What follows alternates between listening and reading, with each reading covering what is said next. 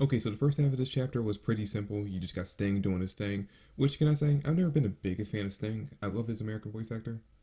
That's about it. Shout out to Michael Jones. But I've never really been the biggest fan of Sting and Rogue. I never really gave a shit about anyone over there at Sabretooth except for kinda Yukino. Yeah, kinda dig her character. That's about it. But yeah, I never really gave a shit about any of them. But I actually have wanted to see for a long time now Sting and Rogue actually do something.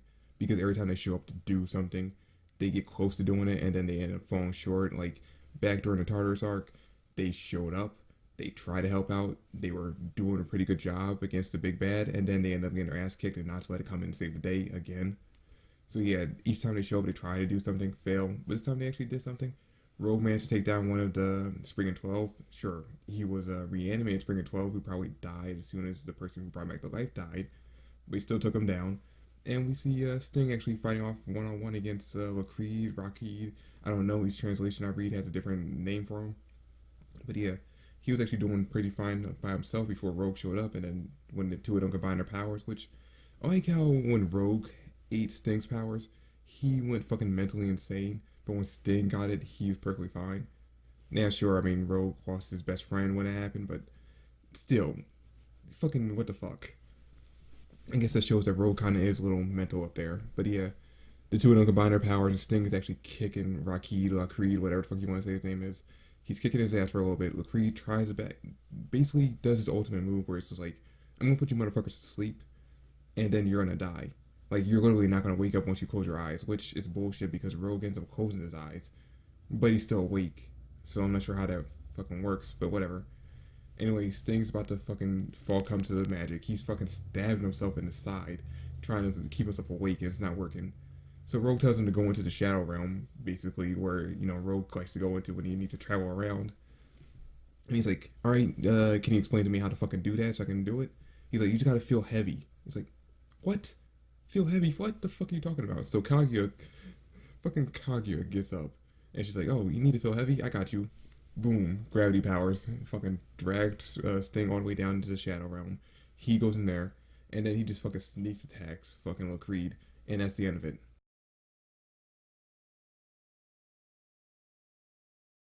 Lacreed's down. Like, there's a panel where it just shows him just like looking out in the distance. I think he says father, and then we see a picture of Zareth, and Zareth's just like, God damn it, man. God fucking damn it. Now I gotta handle shit myself. Then we cut right back over to Natsu, Lucy, and and we see Natsu like they took off his jacket, they took off his scarf. He's burning up, or not burning up. He's losing all his body heat, and they're like, "Hey, Lucy, yeah, hug him. Yeah, take off all your clothes and hug him." She's like, "Wait, what?"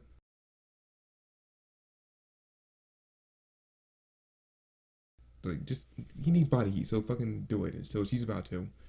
Then we cut into his like inside his head, or we back inside his vision, and instead of Sting guiding him at the time, it's Rogue, and then it turns to Zareth. So I don't think anyone's actually in there like talking to him. I think it's just like his mental projections. Although they do bring up, I forget what Lucy's ancestor's name is, the one that opened the gate for them originally and brought the seven Dragon Slayers to the future.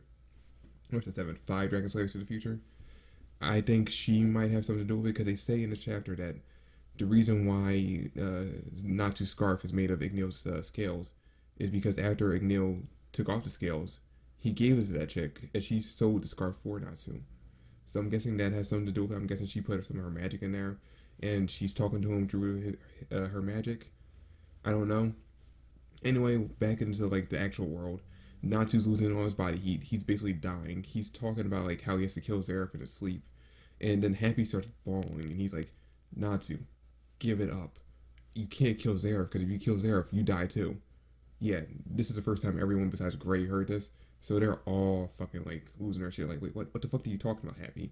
He's not explaining shit. And then chapter ends with Gray just sitting there looking up in the sky like, yeah, I know Natsu's end. I didn't tell any of you guys, I'm sorry.